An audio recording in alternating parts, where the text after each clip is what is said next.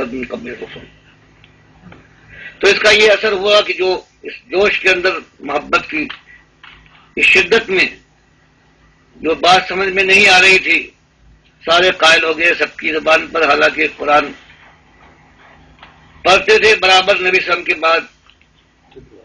وہ تکمیل ہو گئی تھی، لیکن یہ اس طرح سے ذہن اس سخت آزمائش میں بعض حضرات کا پریشان ہو گیا. تو یہ قرآن، حدیث،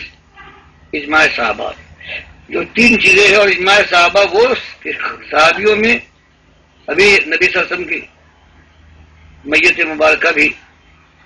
ابھی دفن نہیں ہوئی ہے، اس کے اوپر یہ سوال پیدا ہوا ہے، اور یہ اس طرح سے اللہ نے اس کو صاف کر دیا کہ اب بات بالکل صاف ہو گئی.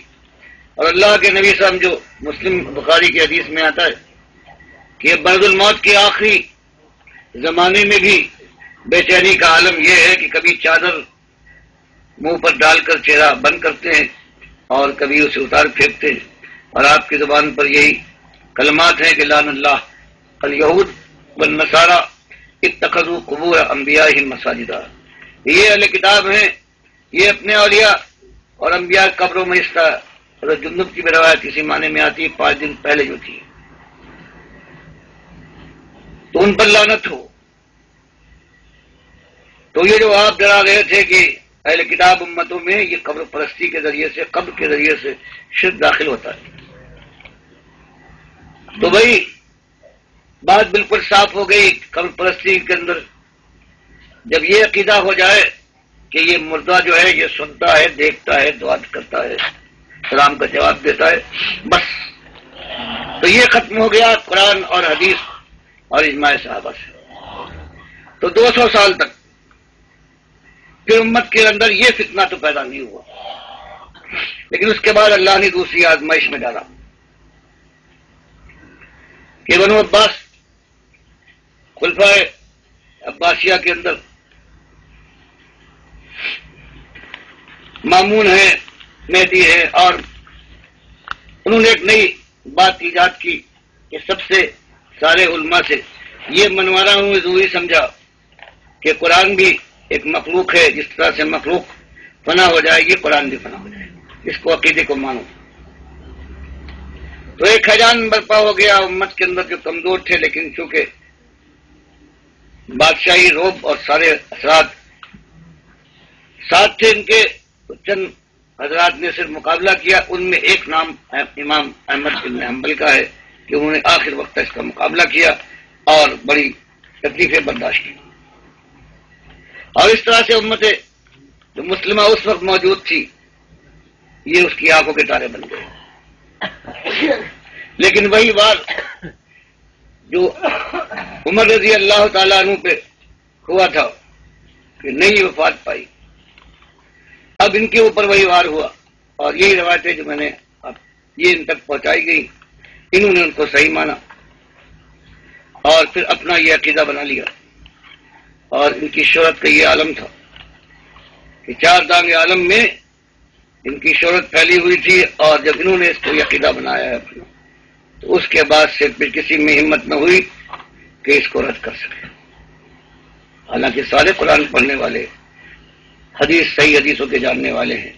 لیکن شخصیت کا یہ اثر تھا کہ جتنے اس سے پہلے صحابہ کا معاملہ اور اس سے پہلے جو اور ائمہ کہلاتے ہیں، اور خاص طور سے امام حنیفہ کا، کہ وہ فقہ کے اندر بھی جو عقائد سے علم کلام نہیں تھے، فقہ میں تو قانونی چیز ہے، لیکن اس اللہ کے بندے نے جو حدیث میں قرآن میں آیا ہے وآخرین منہم لما یلحقوا بہم وہو العزیز الحکیم، کہ عربوں کے علاوہ آدمی بھی ایسے آئیں گے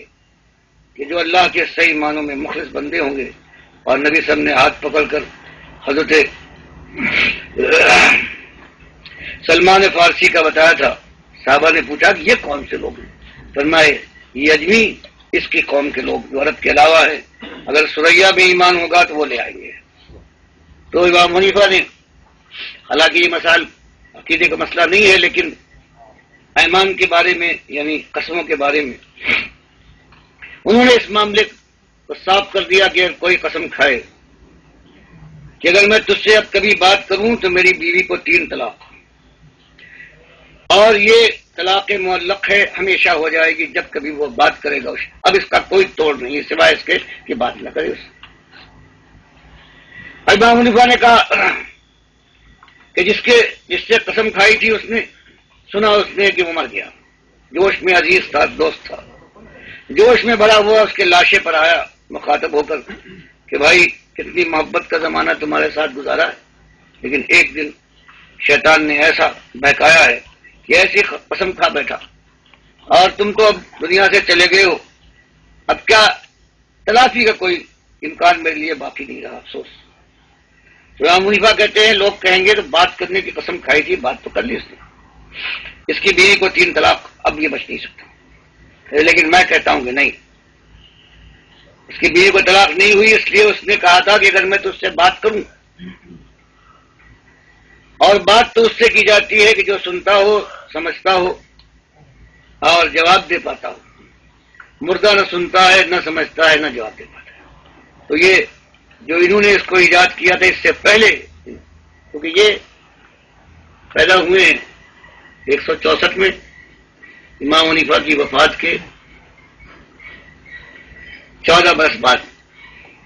یہ آخری 4 میں یہ آخری امام کہلاتے ہیں، لیکن وہ بات سب موجود ہے،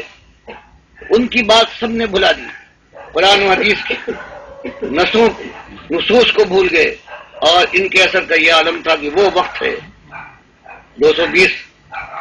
ہجری کے زمانے میں یہ معاملہ ہوا ہے، اور آج 1150 برس گزر چکے ہیں۔ ساری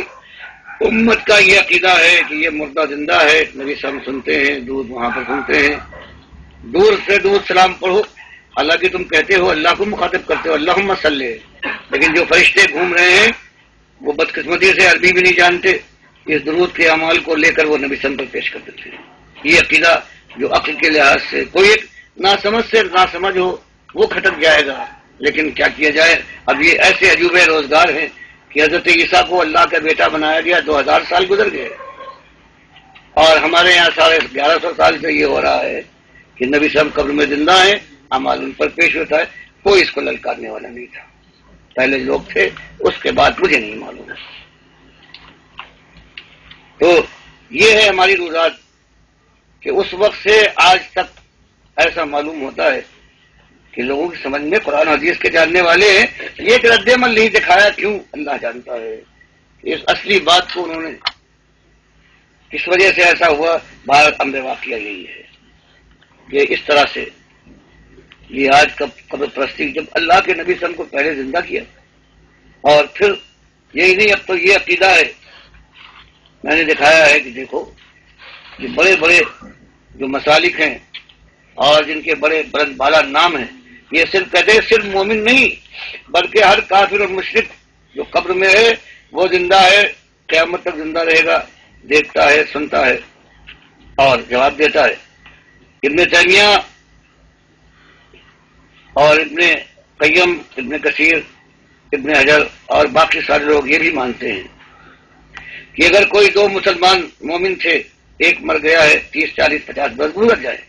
اگر اس کی قبر پر وہ جا کر وہ دعا کرے گا بھائی سلامتی والی،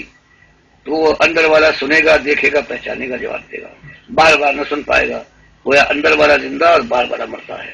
اور اس عقیدے کو انہوں نے اپنی ساری کتاب میں فوٹو دیکھ دیے ہیں، چاہے الوسیلہ ہو، چاہے اقتضاء صراط مستقیم ہو، چاہے فتاوی ہوں، یہ ابن تیمیہ جب مانے جاتے ہیں یہ توحید کے بتاتے ہیں، ابن قیم امام احمد کے متعلق ہے۔